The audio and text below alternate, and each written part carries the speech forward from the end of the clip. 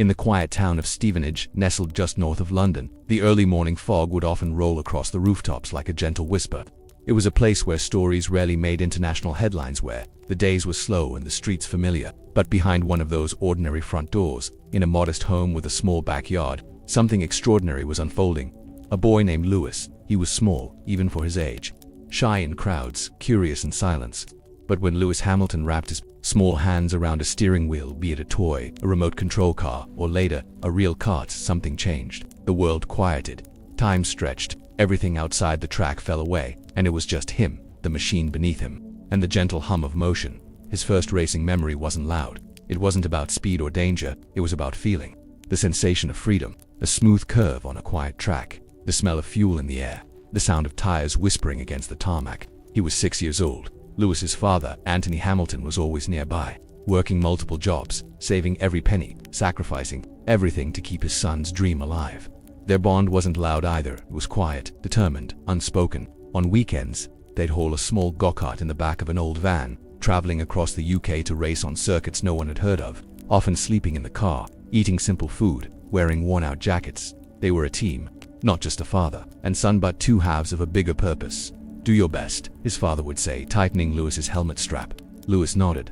He always did. As the cart rolled onto the track, something magical would happen. This quiet boy from a quiet town became something else entirely. He was fast and naturally fast. Smooth, calm, precise. The kind of racer who didn't just fight the cart, but danced with it. And people noticed first. It was just other parents whispering at the edge of the fence, "That Hamilton kid, he's got something." Then it was local racing teams. Then journalists. Then Ron Dennis, the head of McLaren, one of Formula One's most legendary teams, saw something in the 10-year-old boy. Not just talent, but presence. A quiet confidence. A quiet confidence.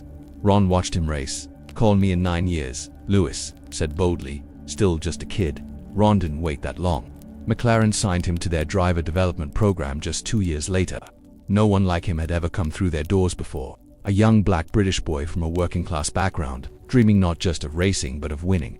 The dream was no longer small. It was roaring, but dreams, even fast ones, take time. The next years were filled with long nights, endless practice, and sacrifice.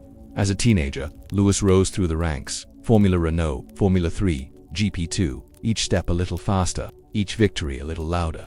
But through it all, Lewis stayed quiet outside the car and ferocious within it. When the engine started, he transformed out, but off the track. He was still the boy from Stevenage, humble, focused, thoughtful. He didn't crave attention, he craved perfection. His mother, Carmen, once said, even as a child, Lewis would lay in bed and think. He'd think about how to be better, not just in racing but in life. Now, as the world slowly began to learn his name, Lewis stayed grounded in those childhood values: discipline, kindness, resilience. Each trait a gift from his family. Each victory a thank you to them. The nights before big races were always the same. Lewis would sit alone, headphones on, eyes closed, visualizing the track, corner by corner, break by break. He wasn't just fast, he was prepared. The quiet assassin on the grid. And one winter night, in 2006, the long wait was over. Mick Elleren called. They were ready. He was ready. Lewis Hamilton, just 22 years old, was going to be a Formula One driver. That night, in his small room back in Stevenage, he looked at the poster on his wall. Ayrton Senna, his hero, not just for his driving but for his spirit. Lewis whispered, "I'll make you proud." Outside, snow began to fall, soft, silent, a blanket of white covering the street where his journey began. Tomorrow, the world would know his name. The engines roared in the heart of Melbourne, but inside the McLaren garage, there was stillness, a kind of sacred calm before the storm. Engineers whispered over telemetry.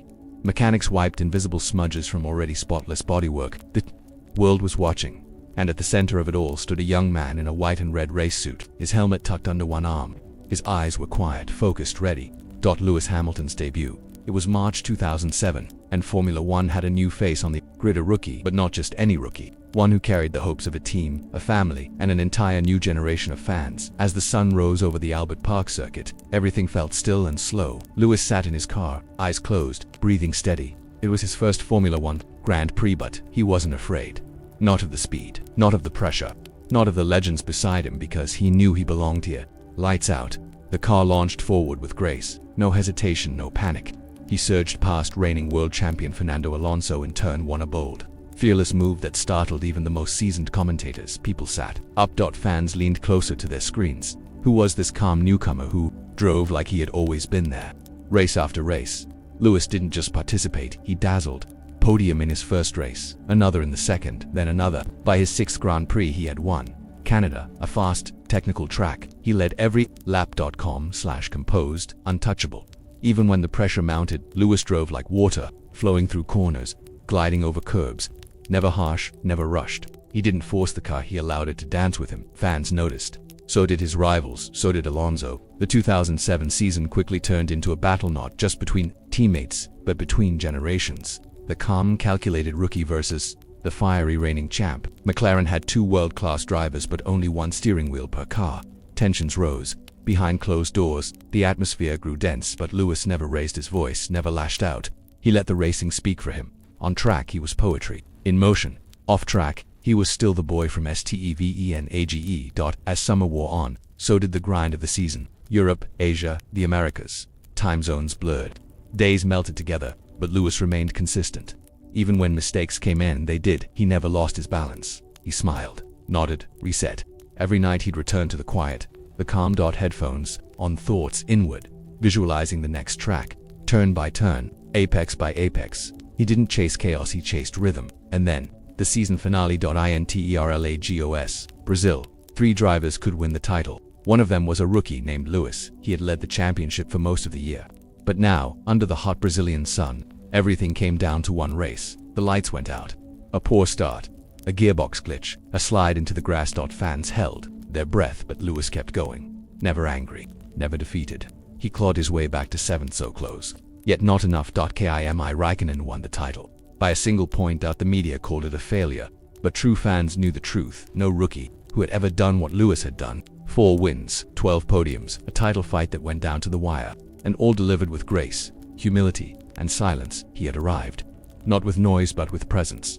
That night, Lewis walked alone along the Interlagos paddock. The sky above was soft with stars. His thoughts weren't about the title lost, but the chapters still to come. His team believed, his fans believed, and deep inside, so did he. Rain. Not heavy. Just enough to smear the colors of snow polo into a soft watercolor. Just enough to make the racetrack slippery. Just enough to turn one of the most anticipated races of the decade into something surreal. It was November 2nd, 2008. The air buzzed with tension.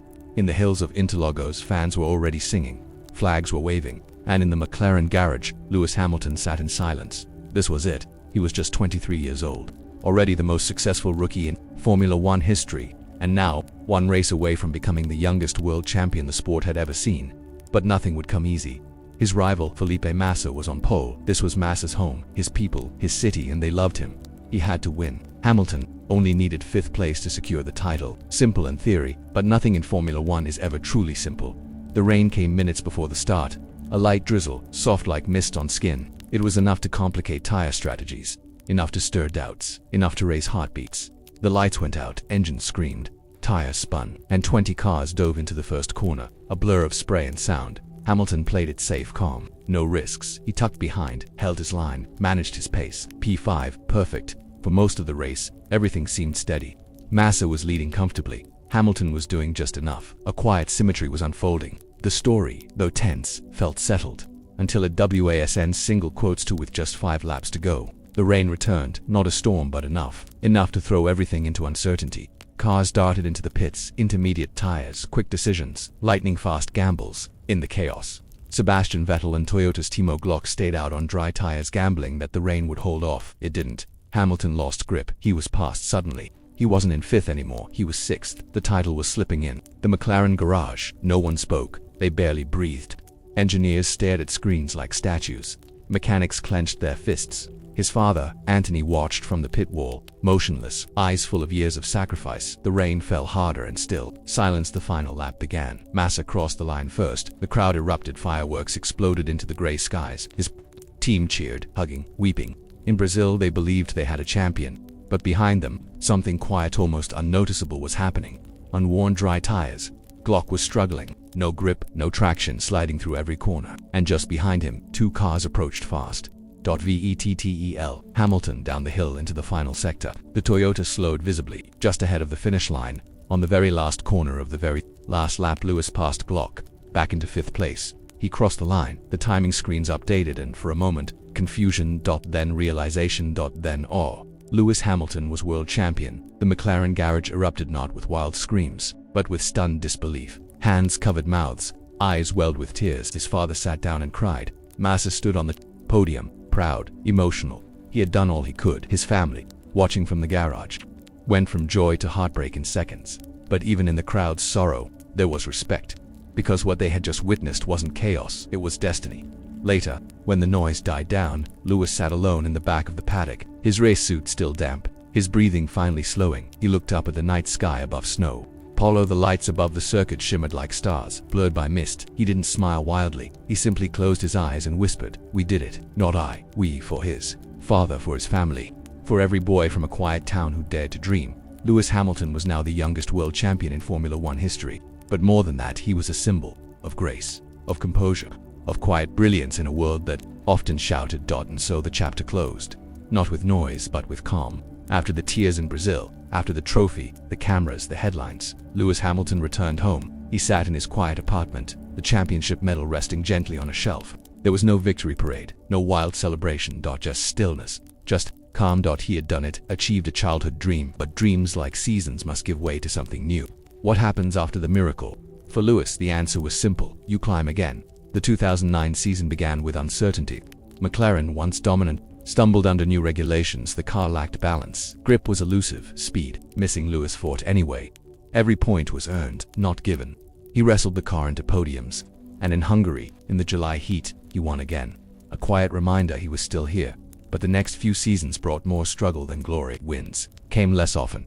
Championships drifted further from reach. Red Bull and Sebastian Vettel dominated, and for the first time in his young career, Lewis wasn't the headline. He changed subtly. Gradually he grew his hair, experimented with music, art and style, found comfort in solitude. He walked his dog, Roscoe, through the parks of London, wrote in journals, read philosophy. He didn't retreat from racing, but he no longer let it define all of him. Peace, he once said, isn't something I find at the front of the grid, it's something I carry with me. Then came the call. Mercedes. It was 2013, a bold move, a team not yet proven. Critics questioned it, fans doubted it, but Lewis saw something else. A team willing to build around him, engineers who listened, designers who dared to innovate, and one man at the helm, Toto Wolff. Strategic and quietly ambitious. And so, the boy from Stevenage put on a silver suit and began the climb again. His old karting friend, Nico Rosberg, was already there, a familiar, fussy, but no longer just a childhood rival, now a title contender. Their friendship, once lighthearted, grew heavier under pressure. On the surface, two gentlemen, polite, respectful, disciplined, but underneath, the storm. 2014 brought a revolution: hybrid engines, new rules, a fresh era, and Lewis, once again, adapted, faster than anyone. The Mercedes W05 was a rocket, and in his hands it danced. With every race, his style returned, not rushed, not desperate, but measured, flowing, beautiful. Beautiful. The battle with Rosberg lit the paddock on fire, but Lewis never shouted, never broke character. He let the driving speak. He won 11 races that season, and in Abu Dhabi, under floodlights and starlight, he sealed his second title. There were no miracles this time, no last lap drama, just control.com/destiny fulfilled on his own terms. And yet, the climb wasn't over. 2015 followed. And again, Hamilton was unstoppable. Faster, sharper, he captured his third title with ease. But with dominance came tension. Rosberg wanted more, and 2016 was different. Small collisions, cold handshakes, press conferences thick with silence.